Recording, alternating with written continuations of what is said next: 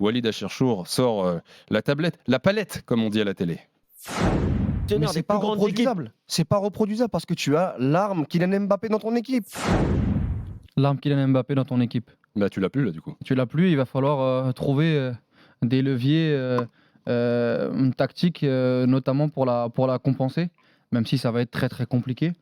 Donc je voulais un peu en parler ce soir parce que hier on l'a un petit peu évoqué dans Génération After, mais j'y ai réfléchi aujourd'hui.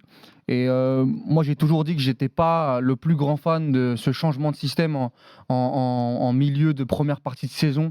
Le 3-5-2 qui devient 4-3-3 et qui devient 4-4-2 là sur les dernières semaines avec l'incorporation de Soler, 4-4-2 à plat, 4-4-2 losange.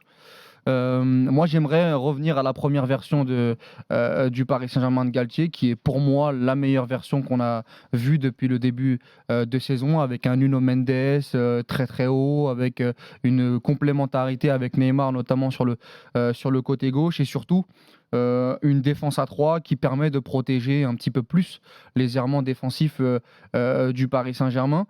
Donc avec ou sans Kylian Mbappé, bien évidemment que j'appelais de mes voeux ce retour à 3, surtout qu'on va avoir Kimpembe qui a rejoint l'entraînement collectif sur les derniers jours, qui va aussi peut-être permettre à Galtier d'avoir plus de solutions défensivement. Mais si c'est pas Kimpembe, une incorporation d'un Danilo Pereira qui, à chaque fois qu'il a joué en défense centrale, dans une défense à 4 ou dans une défense à 3, il a plutôt été très solide cette saison.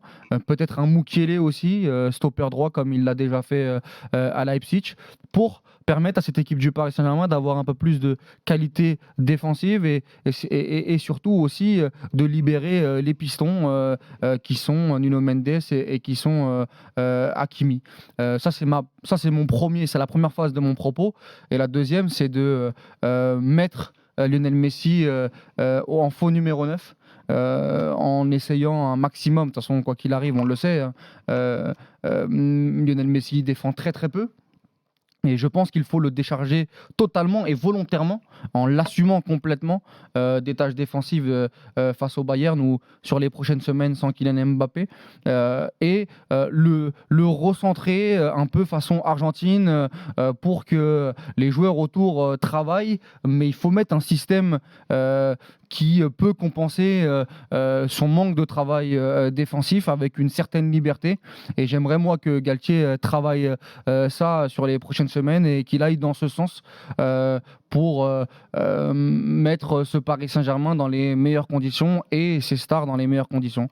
Donc avec un Neymar un peu plus bas, derrière Lionel Messi, des pistons, des milieux de terrain qui peuvent aussi se projeter, et une assise défensive un peu plus forte. Quand je vois quelques compositions d'équipe avec Ekitike au poste de numéro 9 notamment, ou d'autres compos, moi je pense qu'il faut assumer ce parti pris-là, et ça peut être une solution viable sans Kylian Mbappé. 32-16, supporters parisiens, n'hésitez pas, appelez-nous, vous avez entendu Walid, venez réagir, d'accord ou pas avec lui. Juste avant de te donner la parole, Kevin, précision Walid, quand tu dis Messi en faux numéro 9, là, comment tu articules les trois de devant précisément?